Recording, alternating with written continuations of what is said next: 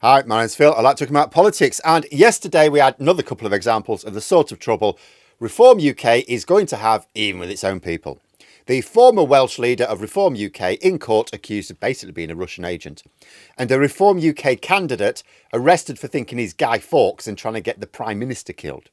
So tell me this, when lots of important members of the party are constantly being outed as racist, as well as plotting to attack their own country, how does Reform UK get to claim that it isn't racist, but it is patriotic?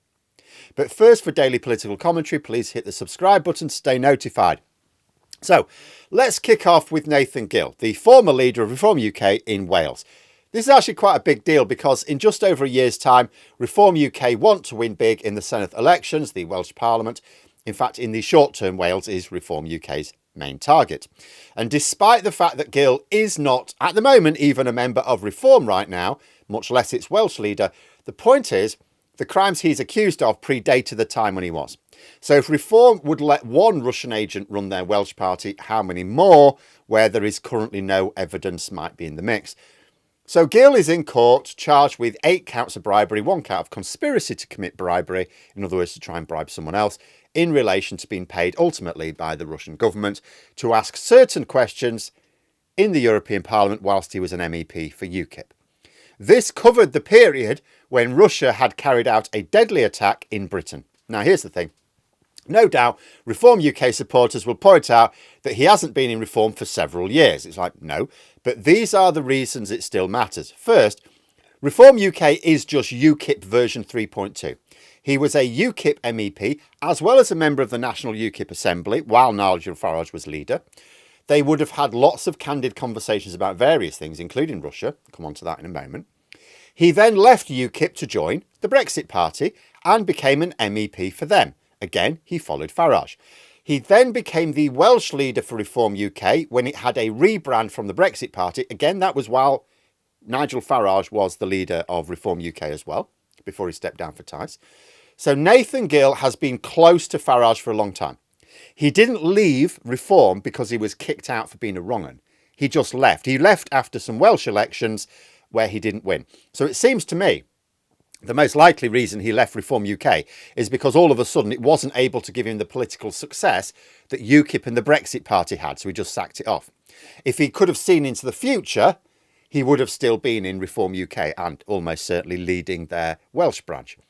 Second, he has been accused of being paid by agents linked to the Kremlin for asking questions in the European Parliament in the interests of Russia. Well, Nigel Farage asked questions and made statements in the interests of Russia, didn't he? And he has financial links to the Russian state as well via his RT work. That's obvious.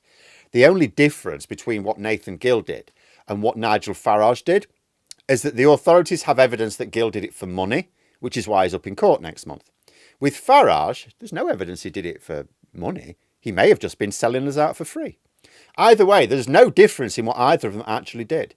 And in the current climate where Russia is concerned, how many more in Reform UK might be working for a state which has declared itself by intention and deed as our enemy? I mean, Nigel Farage aligns himself only with pro-Putin politicians. If you're a political party anywhere in the world, in America, in Germany, in France, wherever, and you are pro-Putin, Nigel Farage is on your side. If you're anti-Putin, you notice he never engages with those parties. Then there's one of their candidates, another politician, Reform UK politician, albeit not elected this time, Derek Wilson. Now, he was arrested recently. And the first we saw of the drama on social media was his daughter claiming he'd been arrested for his views on Starmer. A statement feeding into the narrative that Starmer's like this authoritarian dictator who will arrest people for criticising El Presidente. It's exactly the same as people who claim people were in prison for posting a tweet last year. No, they were arrested for directing a violent mob to burn down buildings which contained terrified people with the explicit aim of killing them, because the people who were in prison for these tweets were calling for those people to be killed. Same thing here. Derek Wilson, okay, yeah, technically, arrested for his views about Starmer. But the views he has about Starmer is that someone should shoot him in the head. He'd made multiple posts encouraging people to assassinate the Prime Minister. Now, I'm sorry, even suggesting people murder a member of the public is a crime. albeit not one taken seriously enough all too often. When you're inciting people to kill the head of government, that is an attack on your government. You want your government brought down by violent, illegal means. Like, I have spent years throwing out my very critical comments about a long list of Conservative Prime Ministers now, because there's been quite a lot of them in just a few years. I have never once suggested that anyone take the law into their own hands to remove them. I've always urged people to remove governments with a pencil, not the sniper rifle. I mean, it's absolutely baffling, isn't it? If you tweet or post or whatever, stand in a street corner shouting it, that you don't approve of the Prime Minister, that people should totally vote them out next time. That's criticism. Like, even if you're not bright enough to come up with a reason why you don't like the Prime Minister or the government, that's fine. That's criticism. That is your right as a citizen and a human being. If you are calling for people to murder other people, that's a crime. Like, I've known some proper thick people in my time. I mean, there's a big spread of intelligence in the country. I've never known anyone who couldn't get that distinction. So I don't know how thick these people must be. These keyboard warriors, I sort of imagine them at home and thinking about their keyboards, and mine's got a few crumbs on it. Theirs must be covered in dribble. And it would be tricky anyway. This idea of trying to get someone to shoot Keir Starmer in the head, because we've got gun laws here. Also, when Wilson's daughter was behaving like a proper snowflake over it, she went full Karen. She said it was disgraceful that he was being arrested because he didn't have a single conviction. It's like, these people know nothing. The arrest is literally the first step on the path to a conviction. Karen, how can you have a conviction without an arrest? Now, if this was just another unfortunate case of two wrong-uns, you know what, you'd leave it at that. Labour have had them. A former Labour MP has just been sentenced to prison for engaging with a constituent a little bit too directly.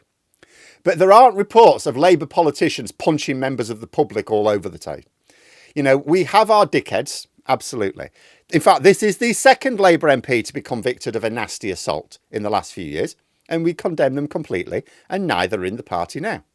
But Reform UK politicians who are on Russia's side, whilst claiming to be British patriots, or more usually English patriots, because we know what they are really, Reform UK politicians making racist comments on social media, or being photographed with people who are literal Nazis. Now, I don't mean fascists or bigots. I mean actual Nazis displaying swastikas, calling for the murder of entire ethnicities, Nazis.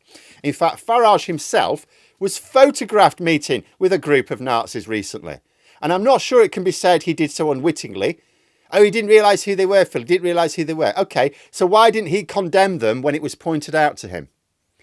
Even was a guest of honour at a party this weekend, hosted by a guy who is now doing open Nazi salutes to camera, knowing it will get into the news. These are not one or two wrong-uns, and these are not one or two incidents. It's all the time. And it's all through the party, right up to and including the leader. A party that isn't racist can still attract racists. Of course, people are racist. Some may end up even being candidates or elected politicians if those views don't pop up as part of the process.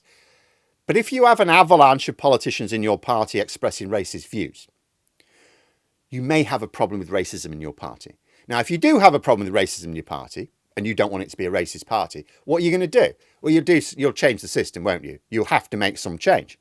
If you make no effort to change anything, you just denounce the latest racist outburst and then say, but otherwise we're not going to do anything. When it gains traction in the media, that's the only time you'll do anything even then.